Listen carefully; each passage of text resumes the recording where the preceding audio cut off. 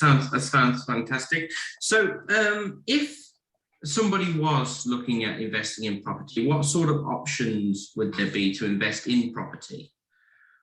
Okay, so there are a number of things, and it really depends on whether you want to be a landlord or not, and you can be an active landlord or a passive landlord, or whether you just want to get a better return on the investment that you've got, on the cash that you've got in the bank. So you don't have to buy property at all. You can just invest in property projects and get a good return on that.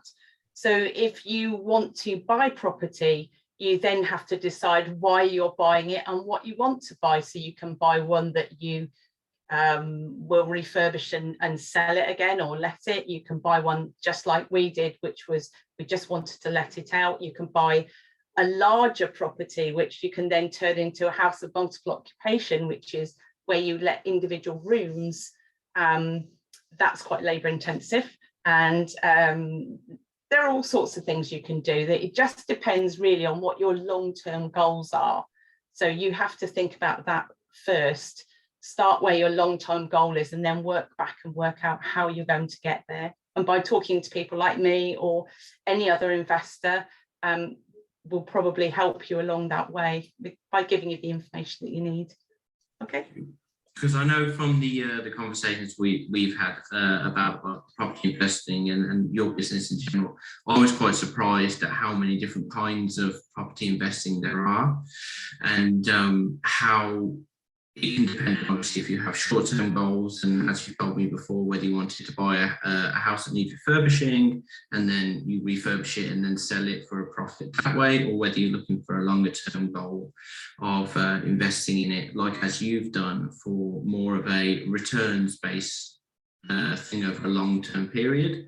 So that's something that for someone who hasn't, like me, who hasn't really thought of investing in property, was quite an eye-opening experience, because I didn't really understand a lot about property investing. Do you find that's quite common? Do people just not know about these kind of different types of property investing?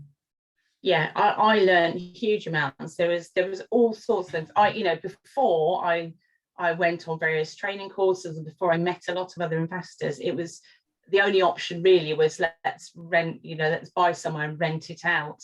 But there are all sorts of different strategies that you can use for property investment, and there are lots of books out there that you can buy or will be given away, by people that will tell you more about it. And if you go onto YouTube or again talk to me or talk to an independent financial advisor, they will give you advice on the sorts of things that will suit you, because everybody has a different financial situation. So talking to a financial advisor is something that's essential, and somebody who knows about property, because some people look at mortgages, some people look at property, some people look at all sorts of other things, other types of investments. So it's speaking to the right person. I'm not a financial advisor, so I will never give advice that anybody should follow, but I can tell you what I've done, and it works for me. So I have an advisor, and I always run my ideas past him first. So that's a good thing to mention to the viewers also, that if you are looking at these kind of investments, it's good to seek the proper professional advice before you do so, to make sure that you're secure in your own finances.